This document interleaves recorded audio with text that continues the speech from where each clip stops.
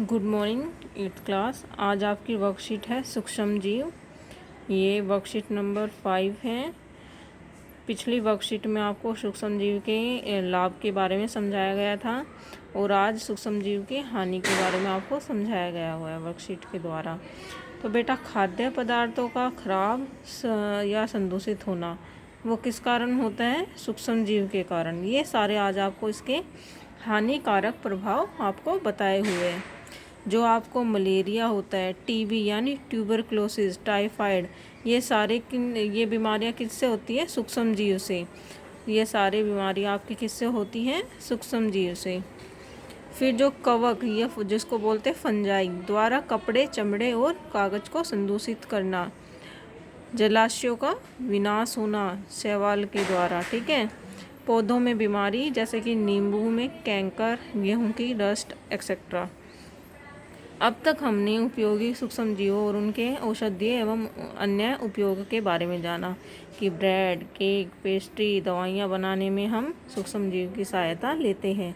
आज हम इनके हानिकारक प्रभाव के बारे में पढ़ते हैं। इनके अलावा कुछ सूक्ष्म जीव हमारे लिए अनेक प्रकार से बहुत हानिकारक भी होते हैं, जैसे कि ऊपर आपको ये सारे पिक्चर्स में दर्शाया हुआ है। कुछ सूक्ष्म जीव मनुष्य, जंतु और पौधों में संचरणीय योग उत्पन्न करते हैं। संचरणीय योग जैसे कि एक रोग किसी को हो गया तो वो दूसरे व्यक्ति को भी होने की संभावना होती है। इसके अलावा कुछ सूक्ष्म जीव अनेक प्रकार से हानि पहुंचाते हैं, जैसे खाद्य पदार्थों का खराब होना, शैवालों के प्रस्फुटन से जलाशयों में अन्य जीवों का मरना, कपड़े, कागज और चमड़े की वस्तुओं को संदूषित करना इत्यादि। फिर इसमें बोलते हैं कि रोगाणु क्या होता है? रोग उत्पन्न करने वाले सूक्ष्म जीव क्या कहलाते हैं? रोगाणु। और ये कैसे एक दूसरे से फैलते हैं? वायु द्वारा, पानी द्वारा, भोजन द्वारा या फिर संक्रमित व्यक्ति के रक्त से दूसरे असंक्रमित व्यक्ति को हो जाना। तो आइए अब हम इसके प्रश्न उत्तर डिस्कस करते हैं। सूक्ष्म जीव के कोई 3 हानिकारक प्रभाव लिखिए। तो इसके हानिकारक प्रभाव ये बेटा ये हैं: खाद्य पदार्थों का खराब संदूषित होना, जलाशयों का विनाश, पौधों में बीमारी, ठीक है। दूसरा प्रश्न है आपका, भोजन को ढक कर रखने की सलाह क्यों दी जाती है?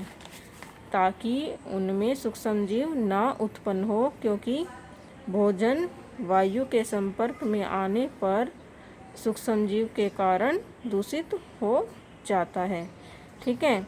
अगला प्रश्न है, रोगाणु किसे कहते हैं और ये कैसे एक व्यक्ति से दूसरे व्यक्ति में फैलता है?